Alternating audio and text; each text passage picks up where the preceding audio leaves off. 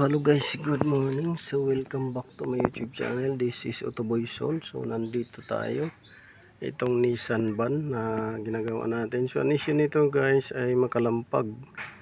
So ngayon ang nangyari ay ito nga, dahil sa sobrang kalampag niya at ito'y bumigay itong rear link niya, stabilizer link. So yan yung naging dahilan ng kalampag. Yan o, kumalas, putol.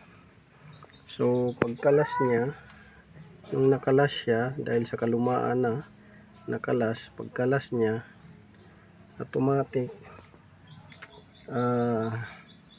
napunit din yung rubber doon, vibration rubber niya, tsaka itong damper. Ayan o, punit nung nakalas siya. So gagawin natin ito, dahil walang mabili nito, i-modified na lang natin ito. Ito siya, i-modified na lang natin itong link na to. Tapos pag modified natin ng link na to, itong link na to, i-modified natin, ay ayusin din natin yung guma doon. Sasapin na natin siguro ng panibagong guma kasi medyo napunit na siya ang guma. Tapos ito gagawin natin dyan, hanap tayo ng pang replacement natin dyan sa damper nya. Tsaka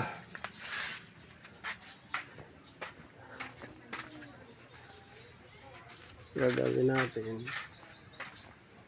ay pati yung kabila dito, yung kabila dyan, saka kaliwa. So yung gagawin natin din. So ang i-repair natin dito isa ito link, tapos yung damper nya doon sa lip spring, tapos ito sa taas.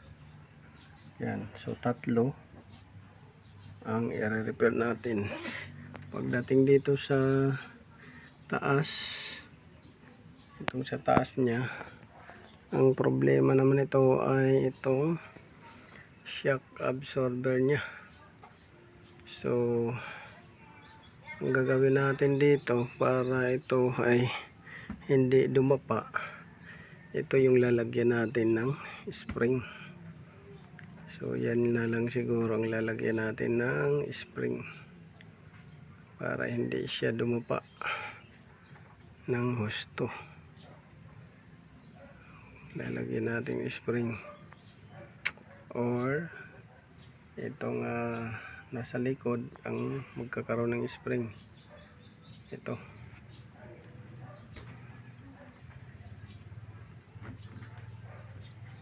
hahanap tayo ng match nya dyan na lalagyan natin ng spring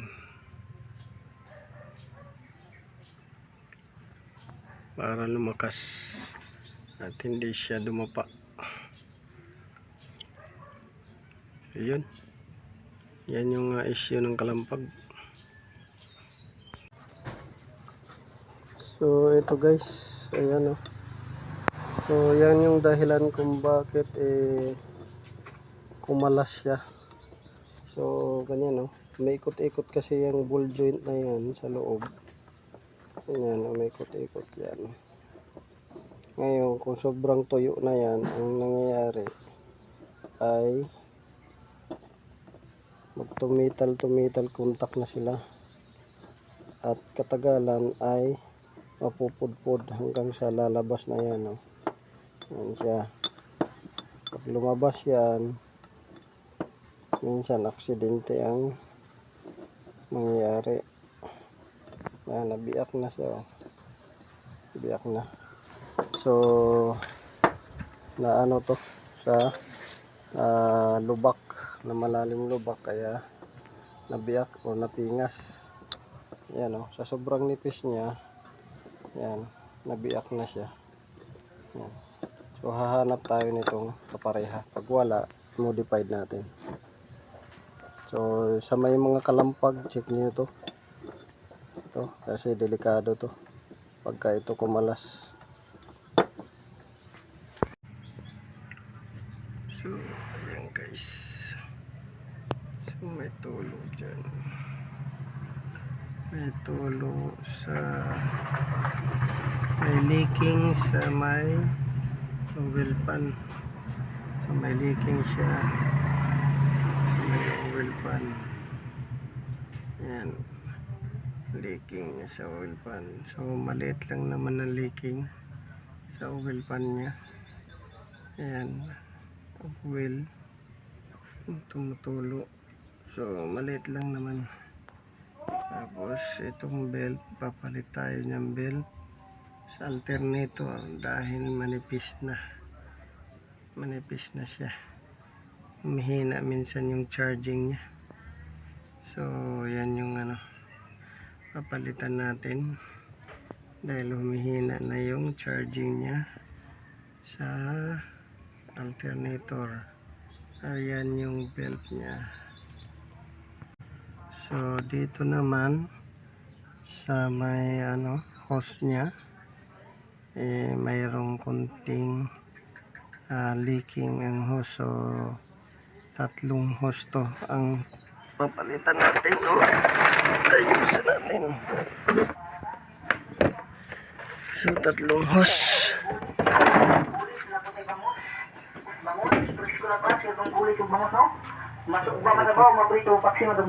So una nating i-repair itong hose na to.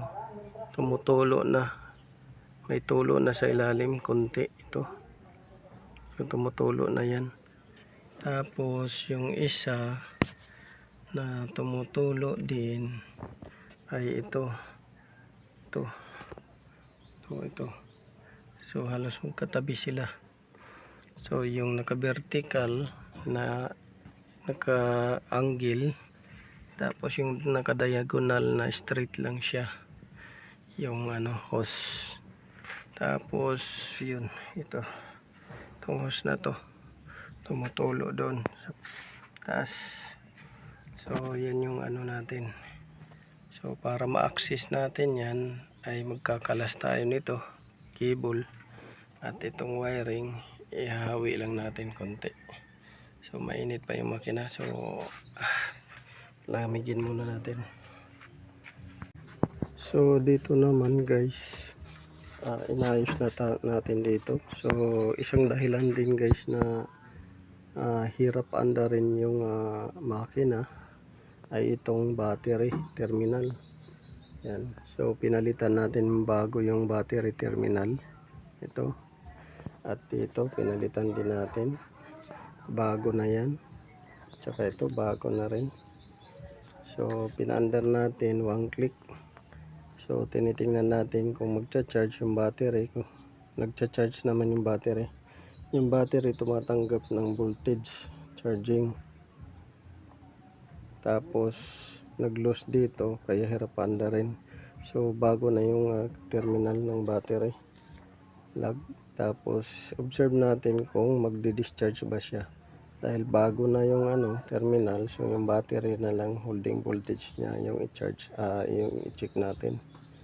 Tapos dito yung fan umiinit kasi dito. So may mga possible na minsan ito ang nagdi-drain dahil nag-high resistance na siya. So nakaka-drain din yan ng battery itong auxiliary fan. Tapos may nakita tayong nabalatan ng daga, ayun doon.